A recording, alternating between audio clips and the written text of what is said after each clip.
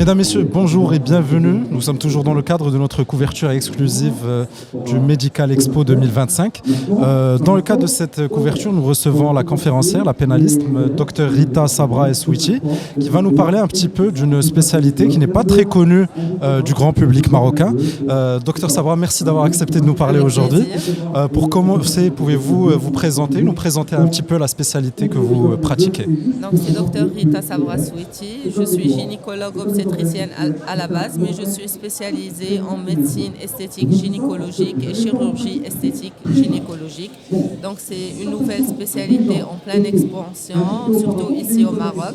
Donc, je m'y intéresse. C'est une spécialité qui me passionne, donc je le fais et avec un grand plaisir. Alors, cette spécialité n'est pas vraiment connue du public. Pouvez-vous nous dire exactement en quoi ça consiste, le travail d'une chirurgienne esthétique gynécologique? Exactement, donc c'est une spécialité qui n'est pas très connue. Elle consiste à améliorer l'aspect esthétique et fonctionnel de la partie intime, la partie génitale. C'est un sujet qui était tabou avant, mais maintenant les femmes commencent à s'intéresser plus à leur intimité, à leur partie intime. Donc on propose beaucoup de traitements pour améliorer cet aspect-là, soit par médecine esthétique, ce qui consiste à des injections, soit par botox, filler, acide hyaluronique, skin booster, donc pour améliorer la couleur, la texture de la partie intime. Et la chirurgie, on corrige quelques problèmes esthétiques génitales, notamment l'hypertrophie des grandes lèvres vaginales. Il y a beaucoup de patientes qui en souffrent, ça les dérange dans leur vie quotidienne et pas que côté esthétique. On améliore aussi l'aspect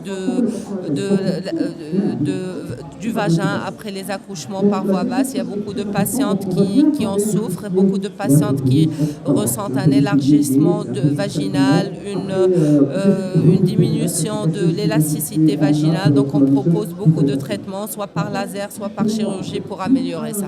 Donc ce n'est pas vraiment que le côté esthétique, il y a aussi le côté fonctionnel. Est-ce que ça améliore la vie sexuelle des patients? Oui, exactement. Parce qu'au début, lorsqu'on parlait de la médecine et la chirurgie esthétique gynécologique, il y a beaucoup de gens qui croyaient que c'était purement esthétique.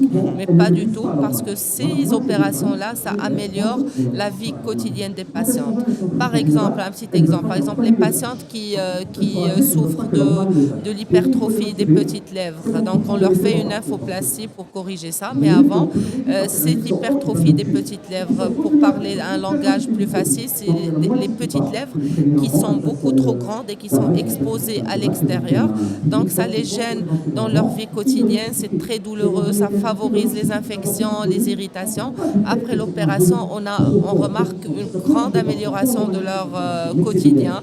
Par exemple, pour les patientes qui souffrent d'incontinence urinaire, c'est des patientes qui ne contrôlent pas leur pipi après les accouchements. On propose beaucoup de traitements pour corriger ça. Donc, c'est des patientes qui souffraient et que grâce à cette spécialité-là, ils ont trouvé des solutions. On corrige aussi un problème qu'on remarque beaucoup ces derniers jours, c'est le problème de vaginisme. En arabe, c'est tachanouj al-mihbali. Beaucoup de patientes ont ce problème et on le corrige juste par des injections de botox qui détendent les muscles et qui améliorent la qualité de vie de ces patientes-là. Il y a beaucoup d'exemples. C'est un sujet, c'est une spécialité très vaste. On propose beaucoup de solutions sur un sujet qui était tabou à la base. Donc ce genre de patientes, elles avaient ces problèmes, mais elles n'osaient pas en parler.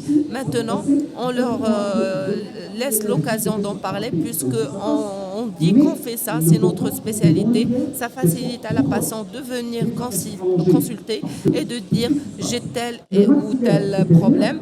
Et en général, on trouve une solution à tous ces problèmes. Alors justement, comme vous venez de le dire, c'est un sujet qui est assez tabou. La société marocaine est une société patriarcale, un peu conservatrice. Alors est-ce que cette offre commence à trouver de la demande au sein de la société marocaine? La vérité, au début, même mes collègues gynécos, quand ils ont vu que je commençais à m'intéresser à cette spécialité-là, ils me me disaient, mais non, au Maroc, il n'y a pas de demande, qui va venir chez toi pour faire ça ou ça. Mais moi, j'ai insisté parce que j'aimais beaucoup ça à la base. Donc, j'ai fait ça.